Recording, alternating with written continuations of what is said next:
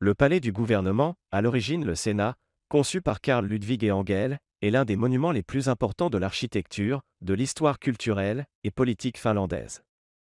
Sa construction débuta en 1818, et le Sénat impérial finlandais y emménagea en 1822. Ce bâtiment est un palais néoclassique, typique de l'Empire. Il est intéressant de noter que lorsqu'Engel conçut plus tard le bâtiment principal de l'université, de l'autre côté de la place, il en conserva une façade largement identique. Cependant, les colonnes grecques des deux bâtiments sont volontairement différentes.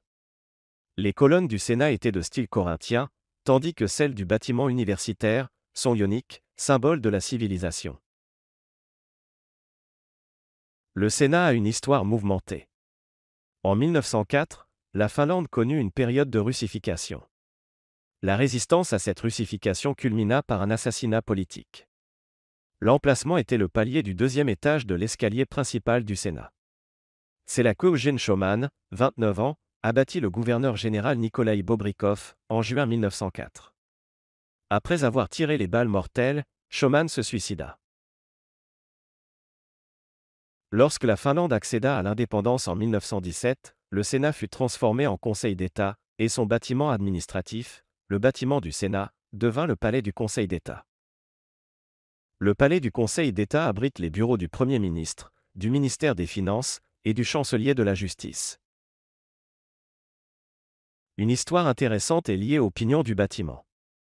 À son achèvement, en 1822, une horloge y fut installée. Cette horloge est la première horloge publique de Finlande. Elle fonctionne toujours. Et Engel avait déjà commandé une horloge, au célèbre horloger de la cour allemande, Christian Möllinger, à Berlin, mais les observateurs économiques et patriotiques du Sénat soulignèrent l'existence d'horlogers en Finlande. La commande fut annulée, et l'horloge fut commandée à Jaakko Alakeni, originaire d'Ostrobotnie. Le diamètre du cadran côté place du marché est de 1,35 m. Le mécanisme de l'horloge, situé sous les combles, mesure près d'1 mètre de haut et 60 cm de large. L'horloge est construite en deux parties, de sorte que le mécanisme, qui utilise des solutions originales, fait tourner non seulement l'horloge de la façade, mais aussi celle visible dans la cour. L'horloge fonctionne grâce à deux poids, l'un pèse 100 kg, l'autre 150 kg. Le câble, qui les fait tourner traverse tout le bâtiment, des combles jusqu'au rez-de-chaussée. La levée hebdomadaire des poids était manuelle jusqu'aux années 1980, lorsque la rotation de la manivelle, exigeant une certaine force musculaire et nécessitant environ 150 à 200 rotations, fut électrifiée. Cependant, le moteur électrique n'était pas automatisé, car l'horloger devait chronométrer la levée en fonction du fonctionnement du mécanisme et vérifier l'heure. L'horloge est toujours remontée manuellement, mais grâce à l'assistance électrique, le remontage ne prend que 7 minutes.